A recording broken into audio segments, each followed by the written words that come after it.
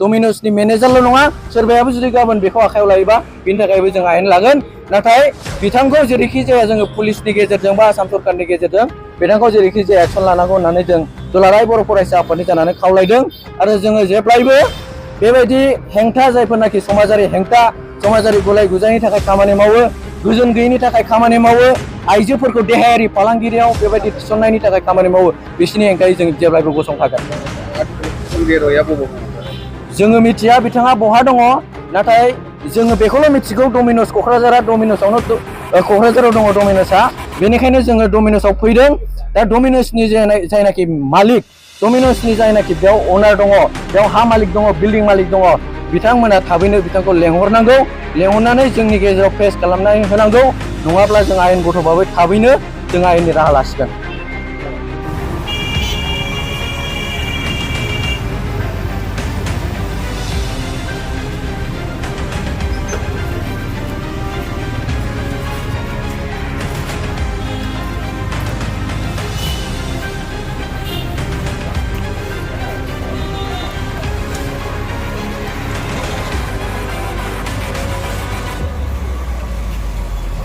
Justice! Justice! Justice! Absolutely! Punish the hypocrite! Punish the hypocrite! We want justice! We want justice! Dominos Minatar Pitomroy eres corrupt! Dominos Minatar Pitomroy eres corrupt! Punish the hypocrite! We want justice! Pritam Roy, Pritam Roy, Murdabad! Pritam Roy, Murdabad! Anti-tribal Pritam Roy, Murdabad! Tribal Uparat, Harasti, no solibo! Tribal Uparat, Harasti, no solibo! Anti-tribal Pritam Roy, hi!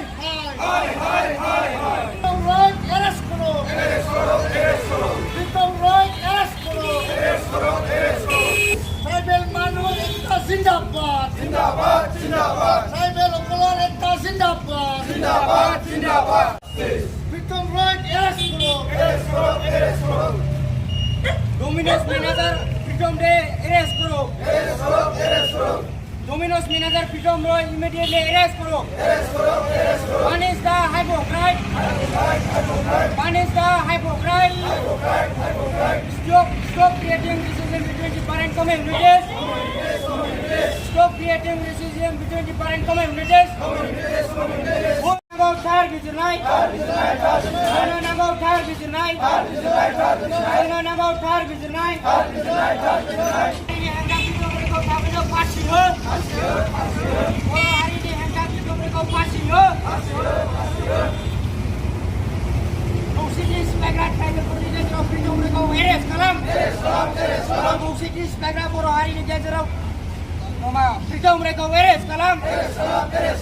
Pritam Roy, Murdabad! Pritam Roy, hi! We want justice! Tribal Pritam Roy, hi! Pritam Roy, Murdabad! Pritam Roy, Murdabad! Anti-tribal Pritam Roy, Murdabad! Tribal Uparat, Harasti, no solibo! Tribal Uparat, Harasti, no solibo!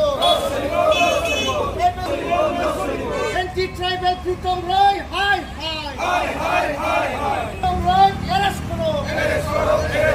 Pritam Roy, arrest karo! Tribal Manu, ekta zindabad! Tribal Uparat, ekta zindabad! दुखुनि बाथ्रा जे थांनाय 1 August खालारखालि डमिन'सनि सासे manager जाय मेनेजारनि मुङा प्रितम दे रय बै मेनेजारा नैबे क'क्राझाराव थानाय डमिन'सनि दा बे बिथाङा जोंनि नैबे डमिन'सआव थानाय जायफोरनाखि जोंनि बर' सेंग्राफोर माखासे लाइमोनफोरा बेयाव खामानि मावनानै गावनि उदैखौ सुफुङो दा बै लाइमोनफोरखौ बिथाङा जे दखानाव माबा मोनसे गावसिनि जाथायजों सोमोन्दो थानानै रायदोंमोन। नाथाय बिथाङा रायनाय समावहाय मोनसे हारिखौ टारगेट खालामनानै बिथाङा रायदों। बियो बुंदों जे माने बर' हारिया गावसिनि लेट्रिन सुनोबो समाया होननानै बुंदों, बर' हारिया चाइनिस होननानै बुंदों, बर' हारिया गुबुन हादोरनिफ्राय फैनानै होननानै बुंदों, बर' हारिया आदिबासि होननानै बुंदों। बियो मिथिबायना, जोङो बेखौ माने जोबोद दुखु नांदों। थारैनो जोङो आदिबासिबाबो जोङो जेबो नङा, मिथिबायना, जोङो आदिबासि बायदि नुयोबो जानो हानाय, थारैनो जोङो चाइनिस बायदिबो नुयो जानो हानाय, नाथाय जोंनि गोसो गोरबो मेलेम जोंनि साननाय हनाय गासिबो भारतारियानो, जोंबो भारतनिनो सासे नोगोरारि। नाथाय बिथाङा जोंखौ नैबे भारताव थानो समाया होननानै बुंदों, भारताव थानानै चाइनिस लेंगुवेज रायज्लायो होननानै बुंदों। दा बेयो जोबोद दुखुनांथाव। आरो बेजों लोगोसे बेयो मोनसे हारिखौल' टारगेट खालामाखै, बियो टारगेट खालामदों, बियो सान्थाल आदिबासिखौ टारगेट खालामदों, बियो टारगेट खालामदों बड'फोरखौ, बियो टारगेट खालामदों बेंगलिफोरखौ। मानो? बियो सासे बाहेरानिफ्राय फैनानै, कलकातानिफ्राय फैनानै नैबे क'क्राझाराव जोंनि जे मोनसे गोजोननि परिबेस, जोंनि जे गुबुन गुबुन हारि माहारिजों जोंनि जे मोनसे सोमोन्दोआ जे मोजां थासारि दङ, बे थासारिखौ, बे इनभारमेन्टखौ बियो दिनै गाज्रि खालामनो थाखाय बे बाथ्राखौ बियो लाबोदों। दा बेखायनो बियो मोनसे आयेननि बारगा जादों। बेनिखायनो जोङो पुलिस बिफानखौ खावलायो, जे आसाम सरकारखौ खावलायो, आरो जों FIR होनोबो सानदों जे जोङो बिथांखौ माने थाबैनो लिगेल भाबै एक्सन लानानै बिथांनि सायाव पुलिसा खामानि मावनांगौ, बेनि थाखाय जोङो आखायाव लादों। बेनिफ्राय जों मोनसे बाथ्राखौबो बुंनो सानो जे बिथाङा जे आदिबासिखौ टारगेट खालामदों, बिथाङा मिथिया नामा जे भारतनि देरसिन पर्टफलिय' जायनाखि भारतनि हादरगिरि, बेनो सासे आदिबासि, जायखौ बुङो द्रौपदी मुर्मु होननानै बुङो, मिथिबायना। दा बे सासे भारतनि देरसिन पर्टफलिय' थानाय प्रेसिडेन्टखौनो बियो मिथिया नामा जे सासे आदिबासियानो रल लानानै दिनै दङ। दा बेखायनो जोङो कन्डेम खालामो, जोङो खुद्रिसारो जे बिथांनि सायाव बिथाङा गावनि जे भुल बेखौ मानिनानै जोंनि क'क्राझाराव फैनानै बेयो भुलखौ क्षमा खालामनांगौ। आरो नङाबा जोङो आयेनगत भाबै जों बिथांनि सायाव जोङो आखायाव लासिगोन, जोङो पुलिसनि आखायाव बेखौ गथायसिगोन। थाबैनो पुलिसा जाहाथे बिथांनि थाखाय माने आयेन बायदि राहा लायो। आरो बे जे माने बिनि जे सिन्थाधारा, बिनि जे सेन्टिमेन्ट, बेयो जोबोद गाज्रि। बियो बुंदों जे जोंनि बड'लेण्डआव थानाय, जोंनि क'क्राझाराव थानाय, बिटिआर ओनसोलाव थानाय, आसामाव थानाय जोंनि बर'फोरखौ जे गाबोन समफोर जोंनि आइजोफोरखौ देहायारि फालांगियाव थिसनजोबसिगोन होननानै बुंदों। बे जोबोर दुखुनांथाव। जोंनि जे क'क्राझाराव, जोंनि आसामाव, जोंनि बड'लेण्डआव बेबायदि आइजो फालांगिरि माबा मोनसे गोदान बेबायदि फालांगिरि खालामनाय बियो गैया। आरो बेनि सायाव जोङो, बेनि हेंथायै जोङो खामानि मावो दुलाराय बर' फरायसा आफादा। आरो फरायसाफोरा बेखौ जोबोर खुद्रिखांनाय मोनदों, आइजोफोरा बेखौ जोबोर खुद्रिखांनाय मोनदों जे बेबायदि जे सिन्थाधाराजों बिथाङा नैबे क'क्राझार डमिनसनि मेनेजार जानानै फैदोंब्ला बिथांखौ थाबैनो नैबे क'क्राझाराव लाबोनांगौ। डमिनसआनो जिहेथु बेखौ क'क्राझाराव मेनेजार खालामफैदोंब्ला डमिनसआनो बेखौ दायथ' लानानै जेरैखि जाया लाबोनांगौ। नङाबा जों बेयाव क'क्राझाराव खुनु डमिनसखौ जोङो बेहाय जायगा होनाय नङा।